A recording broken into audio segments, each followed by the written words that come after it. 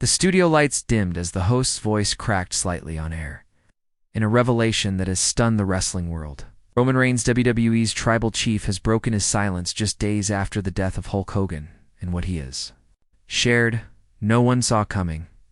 The footage cut to a solemn Roman Reigns, dressed not in his usual armor of leather and gold, but a simple black shirt. His eyes, weary but focused, looked directly into the camera. The silence hung in the air for several seconds before he finally spoke. "I wasn't planning to ever talk about this," he began slowly. "Not because it didn't matter, because it mattered too much. I didn't know how to put it into words." His hands were clasped tightly together, the veins on his knuckles pale against his skin. But after hearing the news, after hearing that he's gone, I think he deserves to be seen for who he really was. The video dissolved into a flashback montage, grainy footage of a much younger Roman Reigns in 2010. He was green, nervous, and fighting for recognition backstage. At a Florida Championship wrestling event, the locker room was cramped, the air thick with sweat and nerves.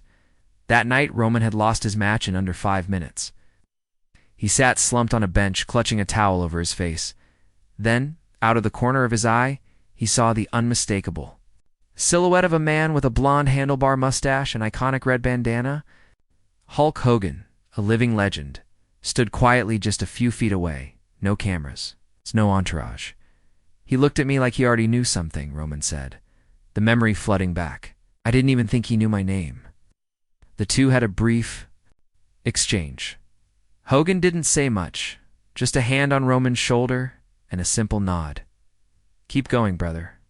Don't let M write your story for you."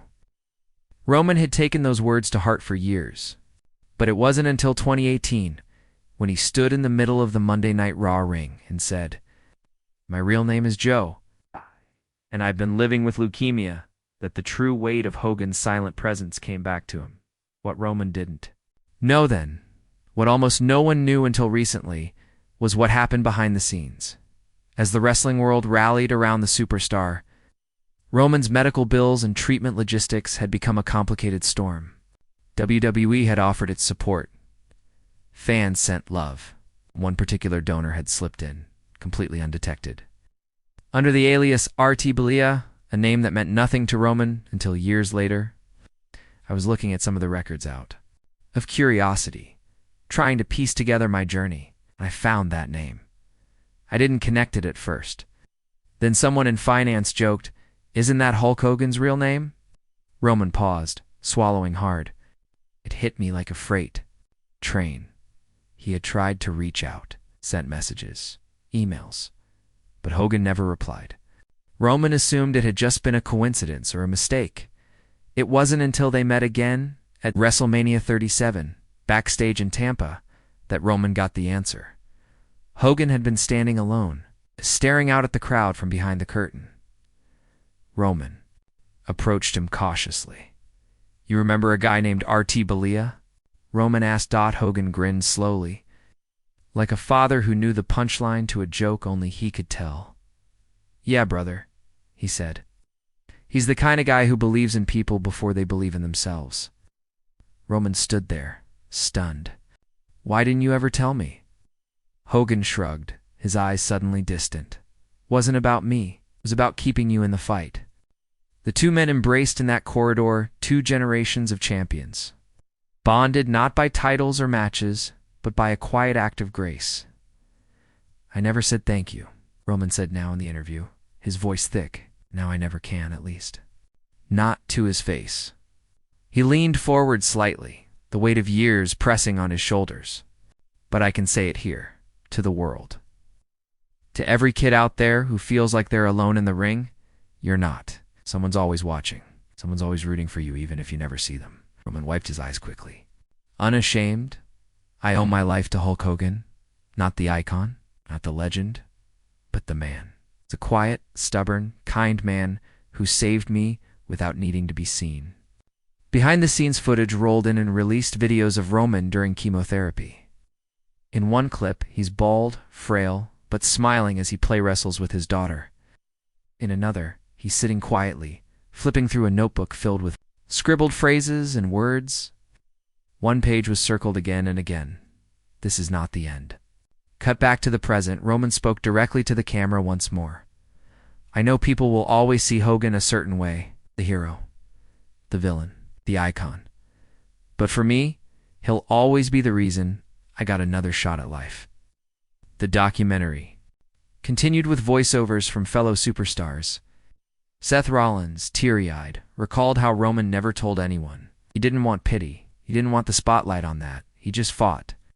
Paul Heyman added, the world knew Roman Reigns. But the man Joe Anoa'i was lifted in ways most of us never saw.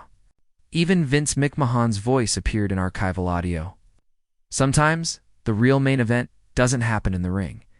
As the video drew to a close, a final clip played one never before seen. It showed Hulk Hogan in a private message recorded. Shortly after Roman's return to the ring, if you're watching this, Joe, you already won, Hogan said, pointing at the camera.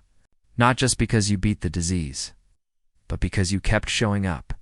That's what makes a real champion. The screen faded to black. Roman's voice echoed in the silence. Thank you, Hogan, wherever you are now. This time I said, The video ended not with the roar of a crowd, but the soft hush of wind passing through the empty backstage corridor. The camera lingered on Roman, walking away down the hallway alone but no longer burdened. A quiet man with a warrior's soul? Finally at peace with a chapter he never thought he'd share. Roman's words had lit a fire in the hearts of millions. In the hours following the interview, social media exploded. Fans, fellow wrestlers, even rivals, everyone had something to say. #ThankYou Hogan trended globally. But the man himself, the one Roman had finally spoken to through the silence of time, was now gone. There would be no handshake, no reunion, just echoes. Backstage at a recent SmackDown taping, Roman sat in the locker room alone, the world now. Buzzing with his revelation, the locker beside him was covered in cards, flowers, and a folded red and yellow bandana with a note. He heard you, brother. It was from Jimmy Hart. The note struck Roman deeper than he expected.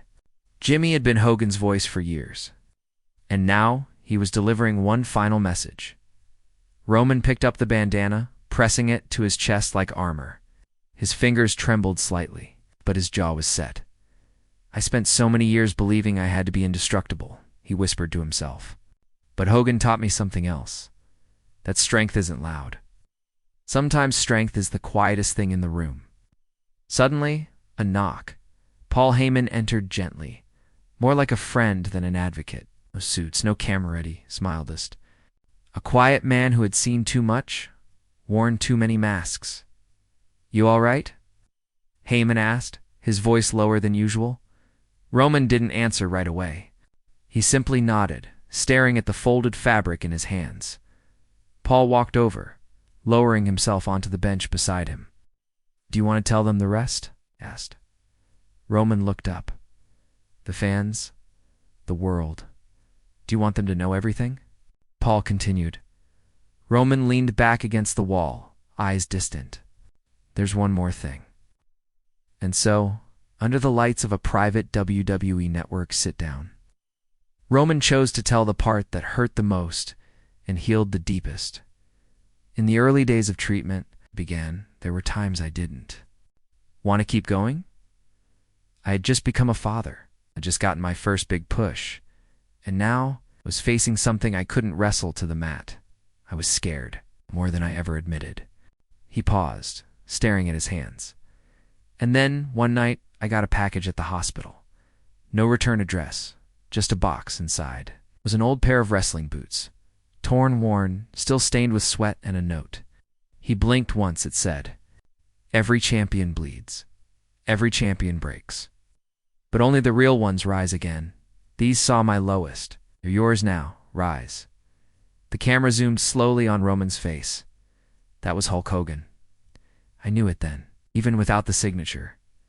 He shifted in his seat, the weight of the boots still fresh in his memory. I kept those boots next to my hospital bed for every single session. I didn't wear them. I didn't touch them, just looked at them, and they reminded me that someone, somewhere, believed in me before I did. The footage shifted too. Roman's first match after returning to WWE, his body was still rebuilding, his spirit unsure. But just off stage, hidden from cameras, Hogan stood in the shadows, one arm crossed, one hand gripping the curtain. Security footage captured it later, Hogan silently watching, nodding, before turning and walking away. No spotlight, no promo, just support. Roman continued, "That night I didn't know he was there. But afterward, someone told me he left right after my entrance, said he doesn't need me anymore. He's found his fire." The silence that followed was thick with reverence. Roman's voice softened. "I think he knew the world would always remember Hulk Hogan, the icon. But maybe he hoped that someone would remember Terry Bollea, the man. I will." Later that week, Roman visited Hogan's memorial service. Cameras were banned. No WWE spectacle. Just family, friends, and a few old-timers who had bled in rings long forgotten. Roman stood at the back for most of it, head bowed, until Linda Hogan gently took his hand and led him to the front. "He wanted you to have this," she said. It was a necklace, small pendant shaped like a lightning bolt, cast in gold. Roman's breath caught. "He used to wear it under his gear," Linda whispered. Said it reminded him that lightning only strikes the ones who dare to walk into storms. Wore it around his neck that night and every match after. Cut to backstage footage after Roman's recent title defense.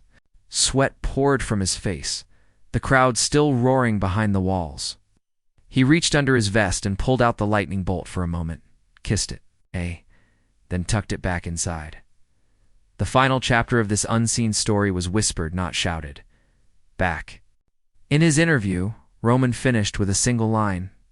"I'm not immortal. I never wanted to be. But because of Hogan, I lived when I could have faded. That's more than any belt could ever give me." He looked away, just for a second, and smiled faintly. That's the real legacy. As the camera pulled away, Roman stood up and walked through the corridor. Each step slow, grounded, steady. No pyro, no spotlight, just the sound of footsteps, echoing behind a legacy that was never about the titles, but about the moments no one saw, moments that saved a life, moments that mattered.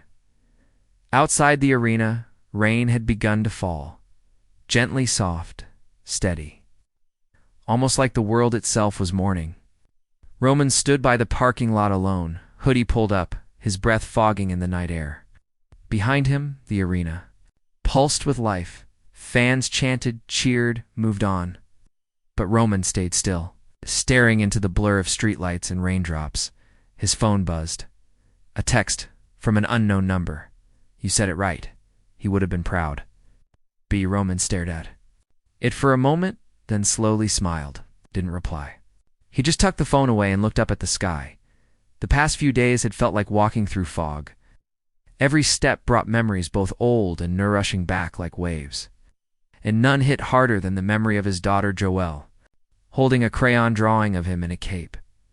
"You're my superhero, Daddy," she had said the night before his final chemo, and all he could think was, he didn't feel like one.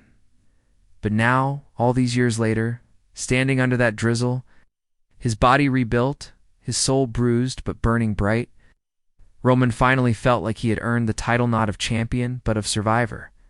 Back at home, he entered a room few had ever seen. It was quiet. No memorabilia, no titles, just a wooden shelf. On it sat Hogan's old boots, the gold lightning bolt pendant, and a framed photo of his very first match. But beside all of it sat something new, small plaque, freshly engraved. "To the man who saved me, without ever needing the credit. Rest in power, Hulkster." Roman reached out and lit the small candle beside it. Its glow flickered faintly, reflecting off the boots and pendant.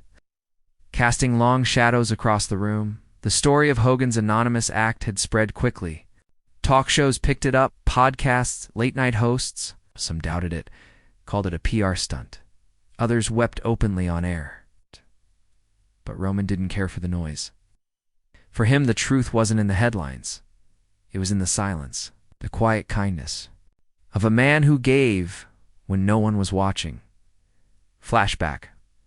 14 Hospital Hallway. Roman leaned heavily on a nurse as he shuffled toward his treatment room, exhausted from the previous session. As they turned the corner, the nurse paused.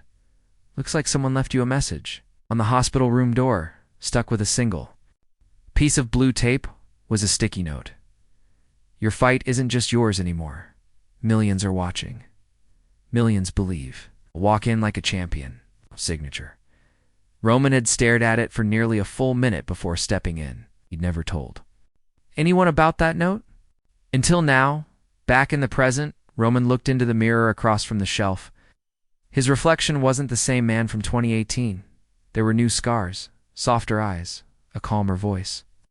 But there was also something else, something Hogan had once spoken about in an old locker room speech that only a few ever heard. "You don't get to choose when you inspire someone," Hogan had said. "You just live right, and one day, someone out there picks up a little piece of that and carries it further than you ever could." Roman turned away from the mirror and picked up a small letter from the desk. It was handwritten, edges slightly wrinkled. Addressed to Hogan's family, out for cameras, not for social media. He took a deep breath and read it aloud. "Alone, dear Hogan family, you don't know me beyond the headlines. But I want you to know that your husband, your father, your brother, he saved my life. Not through medicine, through some public gesture, but through something rare in this world. Unseen kindness. He didn't want thanks. He didn't ask for it. But he gave me something I couldn't give myself, belief. I hope wherever he is now, he knows I carry that belief forward. For my kids, for those watching, for the ones still in the fight. He was more than a legend. It was hope. With all my heart, Joe and Oe Roman Reigns." Roman folded the letter slowly and placed it in a white envelope. He sealed it and held it to his chest for a moment before placing it inside a small box with a red bandana. Outside, the rain had stopped. Roman stepped out onto his porch, looking up at the clearing sky. Stars blinked quietly above him, as if the universe was giving him space to breathe, to reflect. Then, almost without thought, Roman whispered into the night, "Rest easy, brother. I'll carry the torch now. No fireworks, no theme song, just one man's quiet promise." And somewhere, far from the roar of the crowd, far from the stage, chapter ended. Not with thunder, but with grace. Roman arrived at the WWE performance center on a quiet Tuesday morning, long before anyone else would show up. The gym was empty, the lights still warming to full strength, and the ring stood alone, like a monument to 1,000 battles. He walked slowly toward it, the soles of his shoes echoing against the concrete floor. The silence wasn't lonely. It was sacred. He climbed into the ring not as a performer, not as the tribal chief, but as Joe, just Joe. And for a while, he stood in the center, looking around at the banners above, the padded turnbuckles, the very ropes that once humbled him, and later embraced him. He reached into his pocket and pulled out Hogan's lightning bolt pendant, now dulled with time but no less heavy with meaning. He laid it gently in the center of the ring. "This was your ring long before it was mine," he whispered the words.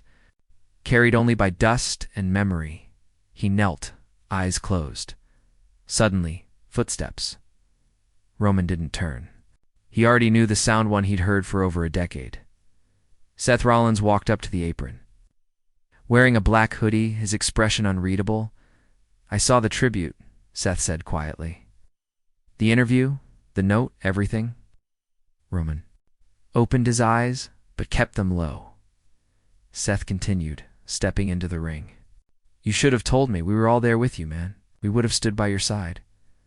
Roman nodded slowly. "I know.